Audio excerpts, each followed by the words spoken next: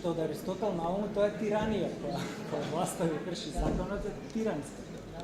Сега би му дал збор на професорот Барбаре, Треба остракизам да кој што ќе се осврне на импликациите од оваа спогодба, има слично како на претходниот договор со Република Бугарија, што се однесува на образованието и науката.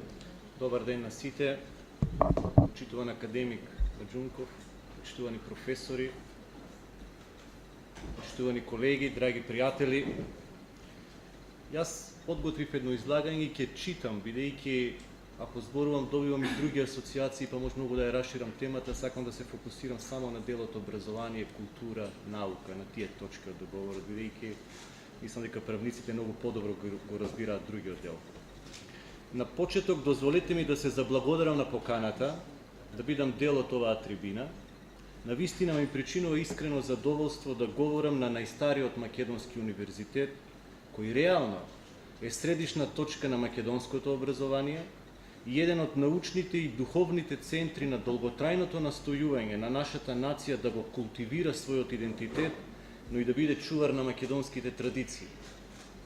Јас чувствувам привилегија да зборувам денес, но во исто време можеби и најголема одговорност во мојот живот. И тоа заради две причини. Прво, што ќе зборувам пред моите професори и на мојот факултет, од кој излегле многу академици, и втората, уште поголема причина е моментот пред кој се наоѓа Република Македонија. А тоа е соочување со најбесмислениот проблем кој некогаш се појавил помеѓу две држави. Да не можеш да се викаш така како што се викаш, односно да бидеш виновен само заради своето име. Никогаш од ниту една земја не било побарано да го менува своето име. Промената на името не е вербална промена на името, туку суштинско менување на идентитетот и најголемото понижување, кое треба да го доживееме како генерации македонски народ, но и сите други етнички заедници во Македонија. И мислам дека нема денес човек во Македонија, но и надвор од Македонија, кој не си го поставува истото прашање, како што е и темата на трибината денес. Дали ја отвораме Пандорината кутија од една страна, или навистина, конечно после 25 години излегуваме од лавиринтот. Право на секој народ е да размислува за својата држава. И ние денес го имаме најголемиот проблем. 25 години сме пример на најголемата правно-политичка, образовна и научна неправда во светот. Оспорување на име, идентитет, јазик, автокефалност на црква, на знаме, на грб. 25 години сме запрени во својот развој заради овие прашања. 25 години сме запрени во својот историски тек. 25 години младите не можат да ја видат својата историска улога во општеството. И сега сме пред имагинарен избор.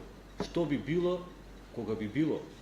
Бидејќи ова не е единствениот услов за влез ниту во НАТО, ниту во Европската Унија. Ние имаме и други критериуми и други услови. Но пред да почнеме заедно да ги отвориме овие прашања, за која јас денес повеќе ќе зборувам од аспект на делот образование, наука, култура, во оваа прилика би сакал да споделам со вас, да го споделам моето чувство како македонец во изминатите неколку месеци и деновите кои престојат. И тоа ќе се обидам да го направам со еден пример од психијатрија. Во психијатријата постои одредена состојба позната под терминот илузија на помилување. Осуденикот, непосредно пред неговата екзекуција, стекнува илузија дека казната би можела да му биде одложена во последен момент. И човекот се фаќа за зрак надеж и до последен момент верува дека нема да биде толку лошо. Но дали и колку ќе биде лошо или добро со овој договор, да пробаме да преиспитаме некои членови од договорот. Еве денес да дебатираме на теми и прашања на дилемите кои стојат пред нас.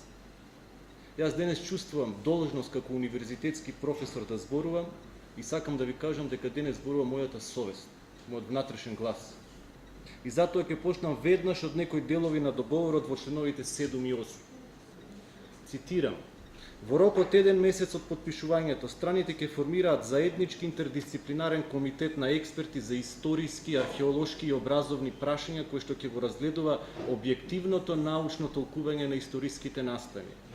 Министерствата за надворешни работи на двете страни ќе надледуваат работата на комитетот, а комитетот ќе разгледа и доколку утврди дека е соодветно, ќе изврши ревизија на кои било учебници и помош